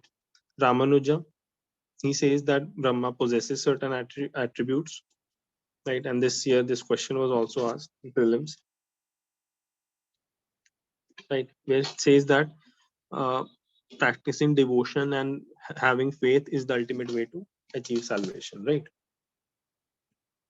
Then about the travelers, this question has been asked once, I guess in 2018. So it has been 4 years, and since it is in theme 2, this can appear again. So major travelers from theme 2, Al-Baruni, he wrote Kitabul Hind. He translated Sanskrit work Patanjali into Arabic and Euclid into Sanskrit. Kitab al-Hind was a work in Arabic which talked on religion, festival, astronomy, social life. He was critical about the way things were, right? He said that Sanskrit is very different from Arabic and that caste was not unique, and compared it with the uh, some developments in Persia as well, right? And he also disapproved of social pollution, that is, there should be no caste differences, right? Ibn Battuta, he wrote Rihla. He was a Moroccan, came during Muhammad bin Tughlaq as a Qazi, and he was employed as a Qazi. Then he went into to these places. He was attacked by robbers. He said that people here are feeling homesick. He was fascinated with pan and coconut of the times. So basically these points are just to tell you that okay, you have something to write, right? That okay, these travelers came here and they felt that the conditions were something like this, right? Question would be more of an analytical question, but for an analytical question you need to have certain points with you, right? So once these are the points which are easier to remember, that okay, वो उसको पान अच्छा लगा, coconut अच्छा लगा, उसने कहा market बहुत हरी भरी है, right? तो ये सब points these are easier to remember. He said that foot post was quick than the horse post used to transport fruits, right? So things could be transported much quicker via foot. That is one person walking, he giving the things to another person, then relay kind of thing, and rather than the horse post, right? The horse doing the same thing. Francois Bernier, I guess he was from France, right? The doctor of Prince Darashikoh. He wrote for Louis XIV. Yes, he was from France, and he wrote about. He was very critical, very negative about the situation in India. Wrote about the bleak situation in comparison to India. Created negative image of India in Europe. He said that during the Mughals there was a lack of private property. Therefore, there was no ownership transfer of land to children. So there was long-term decline in investment. Rich and poor were the only middle classes. There was no middle class. This led to development of Asiatic mode of production. If you can reproduce this point, just reproduce. Nothing more is needed, right? As a result, there is no motive to improve for the artisans. He described Mughal cities as camp towns. Some more travelers which came, you can remember. Jean Baptiste Tavernier was a French jeweler. This has been asked in prelims. Italian doctor Menvier, he settled in Delhi. He settled in India. Roberto Nobili, he translated Indian text into European languages, whatever you can remember, right? Next is the contribution of Indians in science tech. Aryabhatta, we have discussed. You can go through this thing. Brahmagupta, his work was Brahmasput Siddhantika. He mentioned zero as a number for the first time, introduced negative numbers. Mahaviracharya, his work Ganit Sara Sangraha. Bhaskaracharya, his method of Chakravat method or the cycling method to solve algebraic equations. Just one word you need to remember, right? Nothing more. His book was Leelavati, right? Charak Samhita, they deal with the use of plants and herbs for medicinal purposes.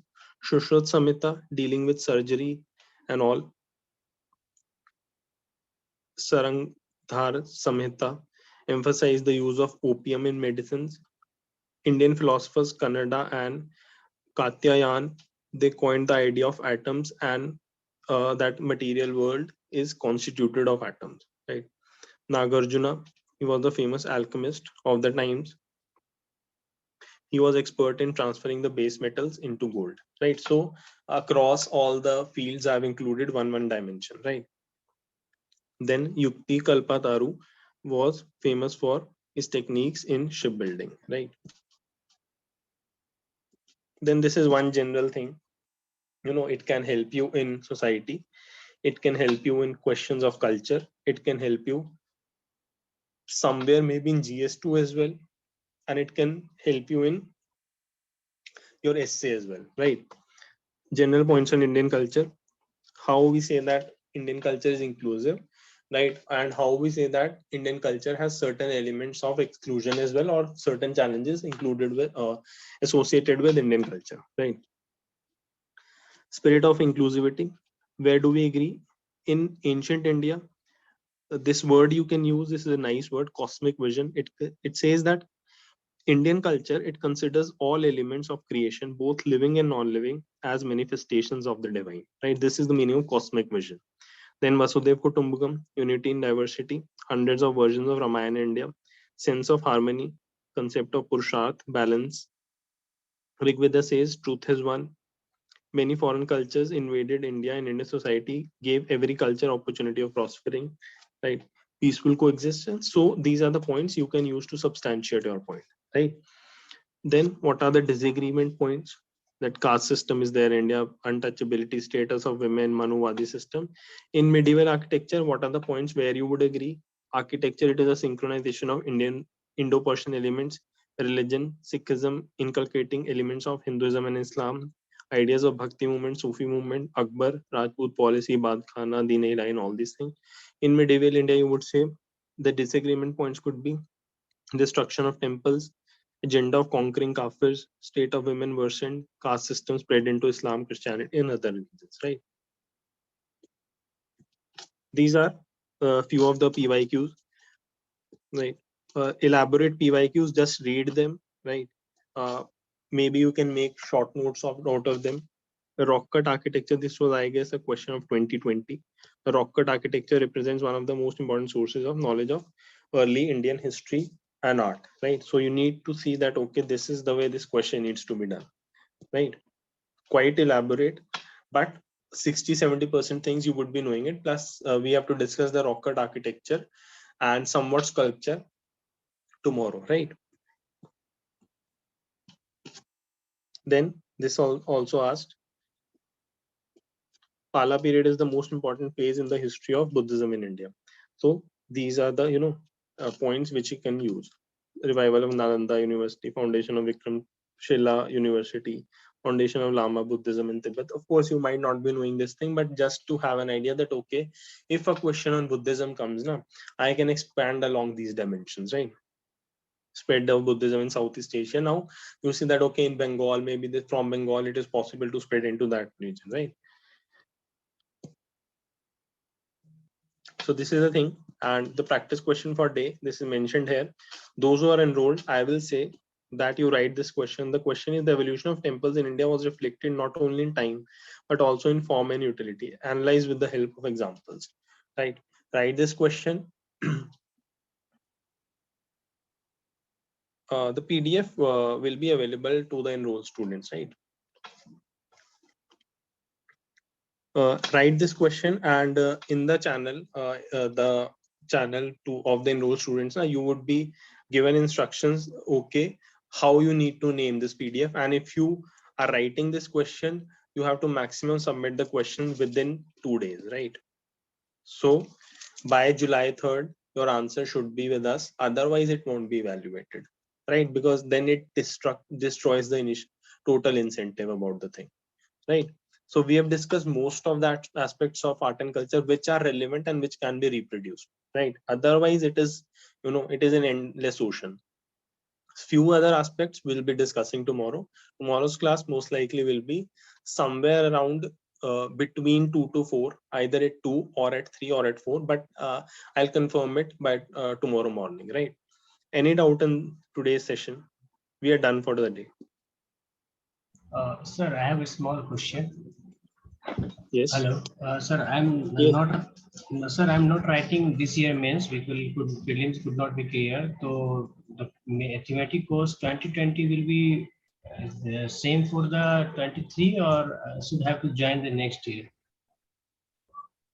Basically there are things start always move on incremental improvement basis, right? There would be certain questions which will still come in UPSC, right? Based on that the course will be refined again, right? But the thing is that 90% of the things remain the same, right? It's just that 10% addition happens, right? Let's say if we compare it with 2021, 2021 was the first time we did thematic, and as given the first time, it was a very good way how we proceeded, right? We were able to hit decent number of questions, right?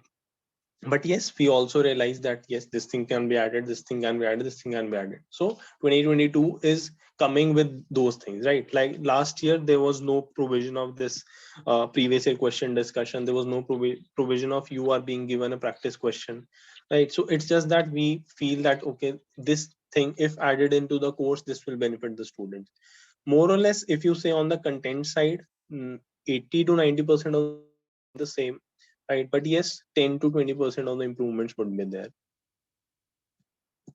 Okay. Sir, Okay, sir. where can we submit the answer?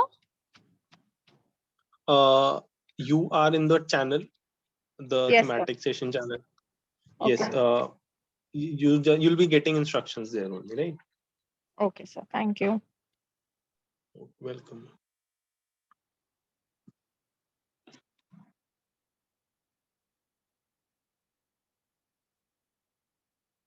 Any other doubt?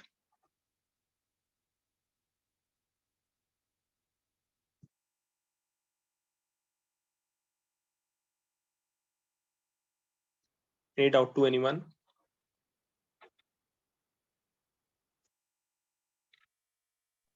No, sir.